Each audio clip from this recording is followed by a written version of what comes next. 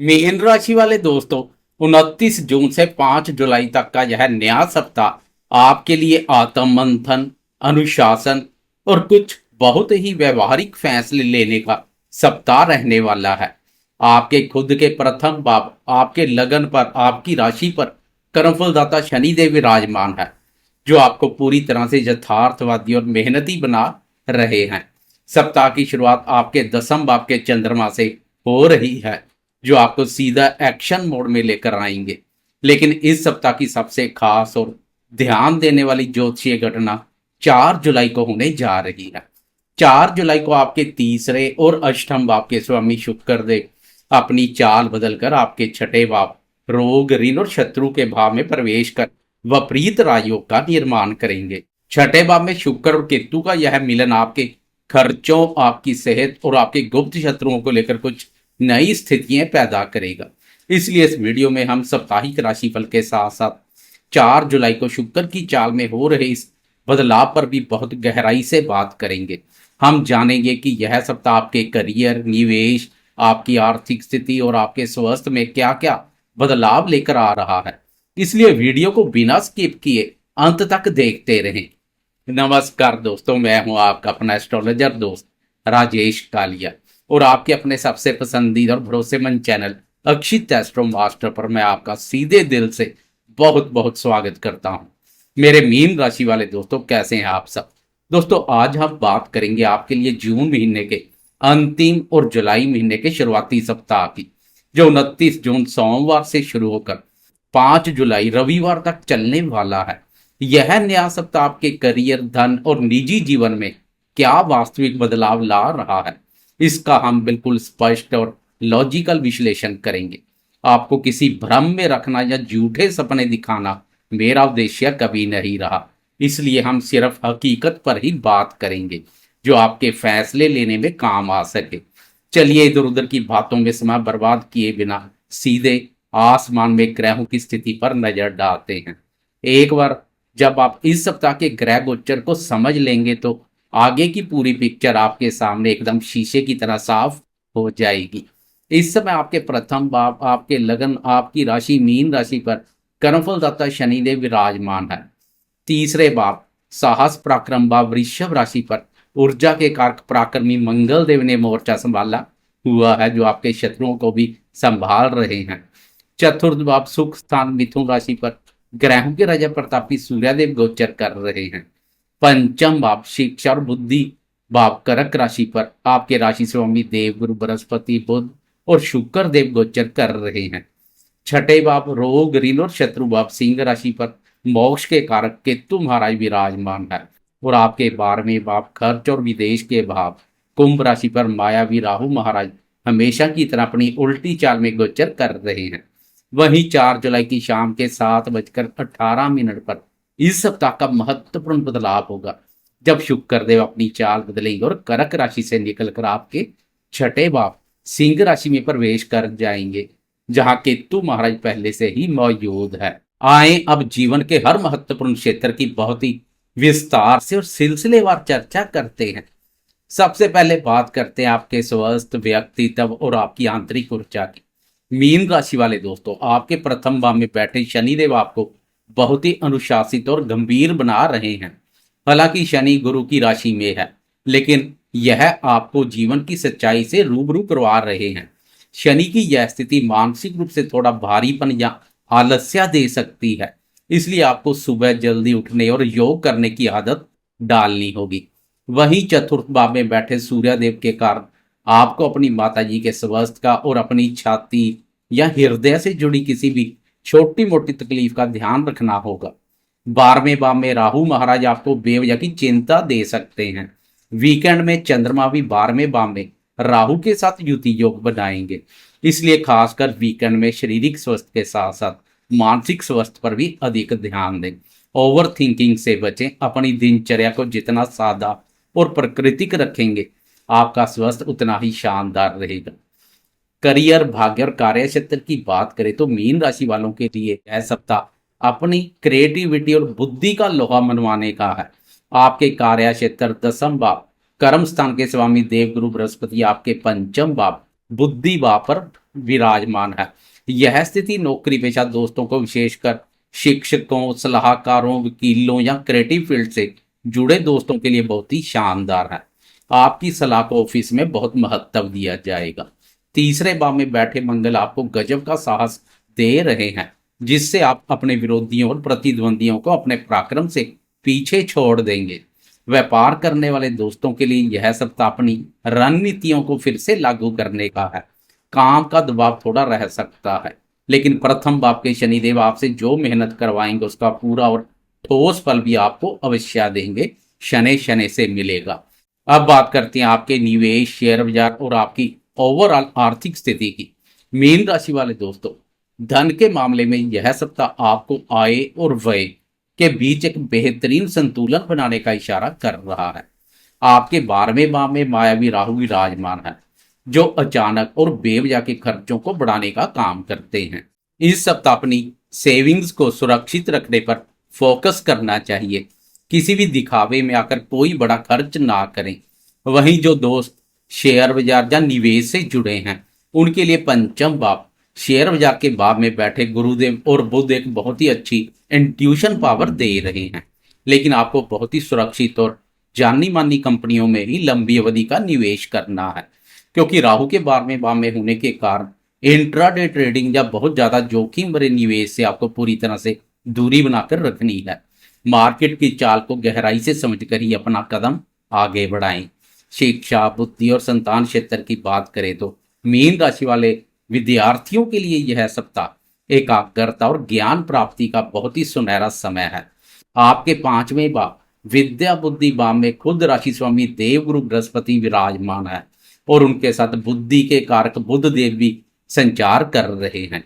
4 जुलाई तक गुरु और बुध के साथ शुक्र का भी पंचम भाव, विद्या बुद्धि भाव पर संचार विद्यार्थियों की बौद्धिक क्षमता और ज्ञान में वृद्धि के साथ साथ क्रिएटिविटी में भी कमाल का निखार पैदा करेगा।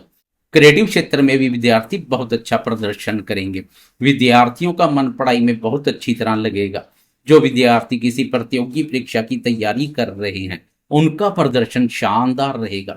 संतान पक्ष की बात करें तो यह सप्ताह बिल्कुल सामान्य और शांतिपूर्ण रहने वाला है। बच्चों की पढ़ाई और उनकी दिनचर्या सही ढंग से अपनी गति से चलती रहेगी। परिवार में उनके साथ आपका तालमेल बहुत ही मधुर रहेगा। आप उनके साथ एक मार्गदर्शक की तरह पेश आएंगे।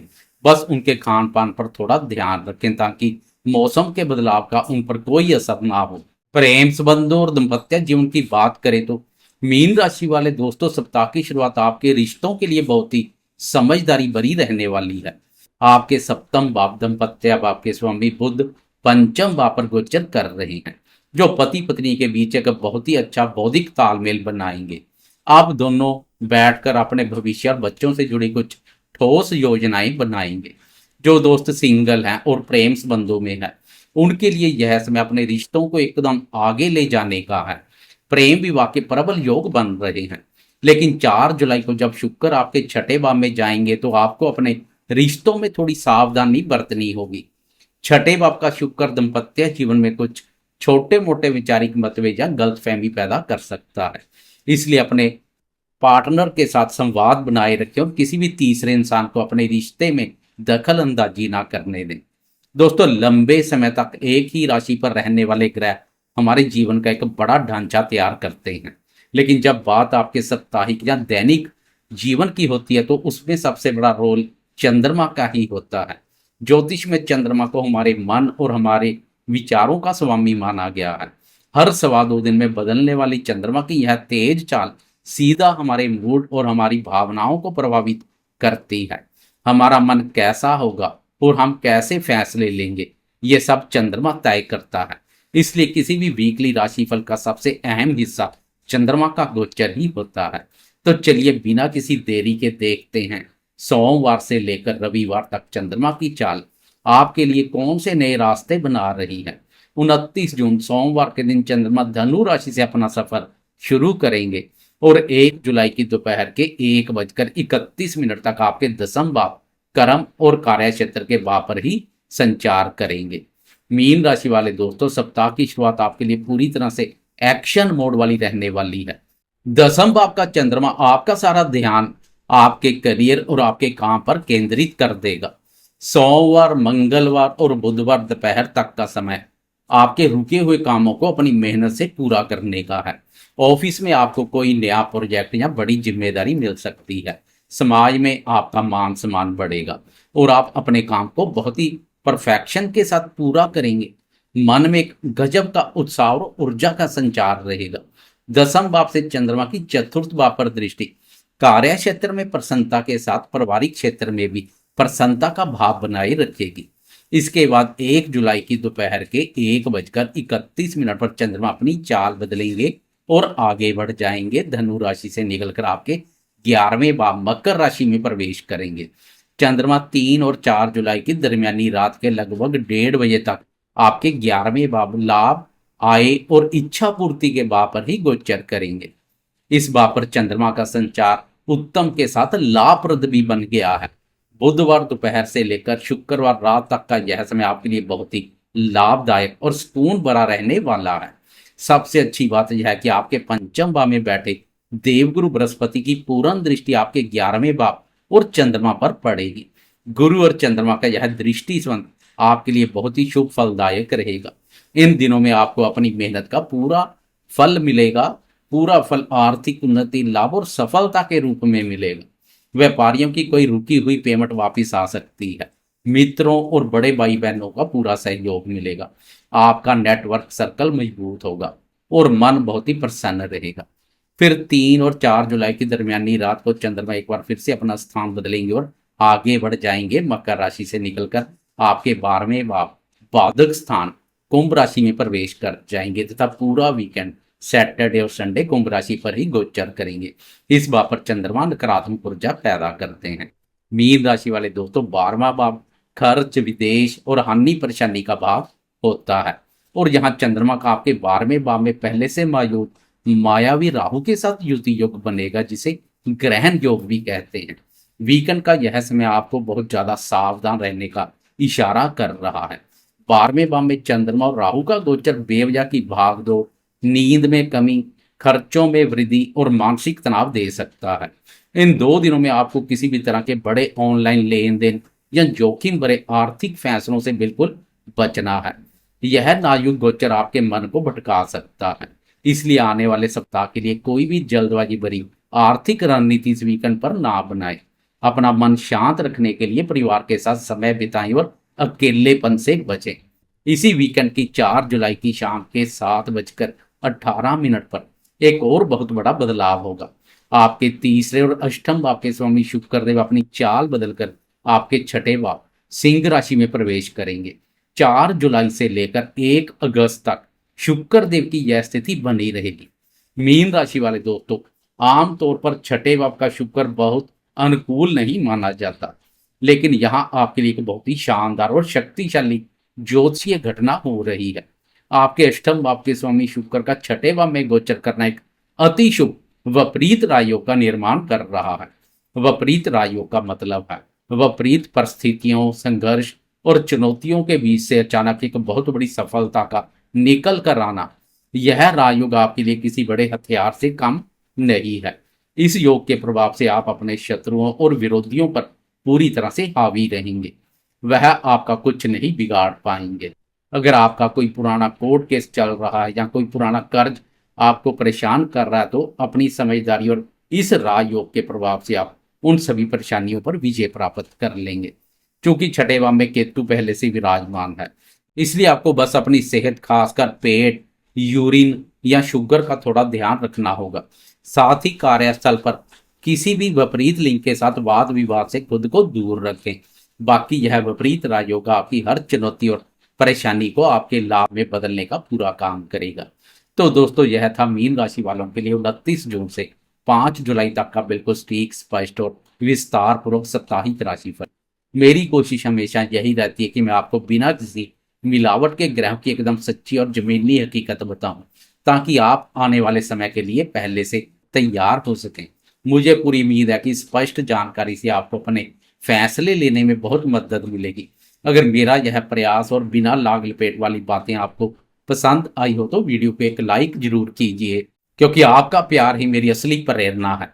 अपने परिवार और दोस्तों के साथ इसे ज़्यादा से ज़्यादा शेयर करें।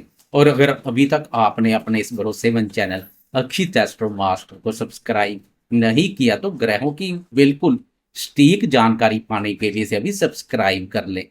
मैं आपका अपना एस्ट्रोलॉजर दोस्त राजेश कालिया अब आपसे विदा लेता हूँ।